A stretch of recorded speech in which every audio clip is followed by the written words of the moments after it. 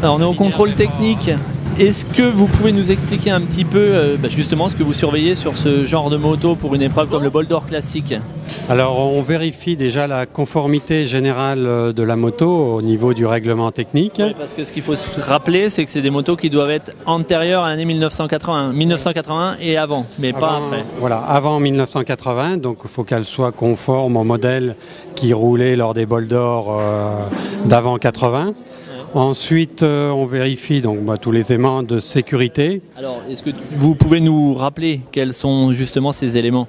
Alors, si on commence déjà par tout ce qui est freinage, les freins s'ils sont en bon état, si les leviers sont en bon état, les freinages, tout ce qui est freinage pour l'huile.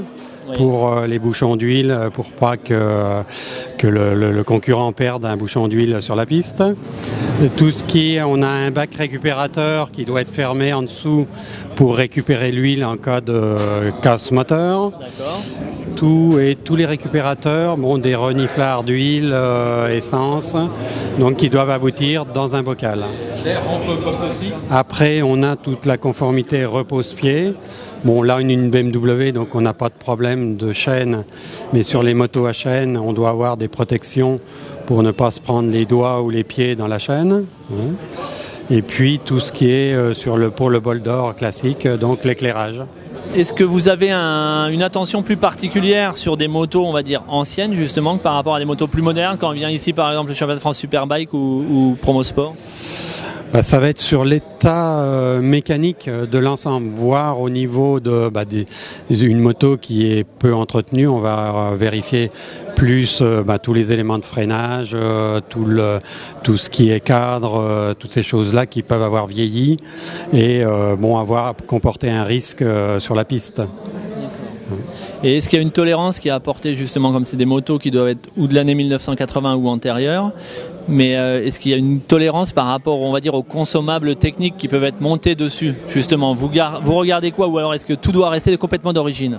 Non, il y a des éléments, comme aujourd'hui on retrouve des pinces de frein qui ressemblent à celles d'origine, qui ont les mêmes caractéristiques techniques, mais qui sont des pinces de frein d'aujourd'hui, parce qu'au niveau sécurité, on ne peut pas risquer de mettre des pinces douteuses sur la piste et qu'en bout de ligne droite, le gars se loupe.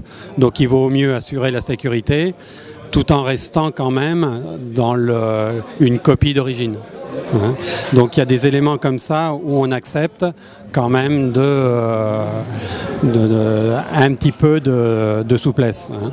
Voilà. Les suspensions aussi, on voit là par exemple l'amortisseur, celui-là, Voilà, donc c'est pareil, ça doit rester dans la même esprit que d'origine, donc sans bobonne séparée, sans ce qu'il y avait à l'époque. Donc parce que c'est pareil, un amortisseur de l'époque qui va avoir 30 ans aujourd'hui, il n'est plus en état sur la piste. Et en général, c'était des amortisseurs qui ne se refaisaient pas. Donc au niveau sécurité, ce serait dangereux. Et mécaniquement, ça vous arrive justement d'ouvrir un moteur? Alors avant la course ou après la course? Avant, ça m'étonnerait, mais parce que là, on voit justement ce que vous disiez tout à l'heure. C'est vraiment les organes de sécurité. Mais après la course, ça peut arriver?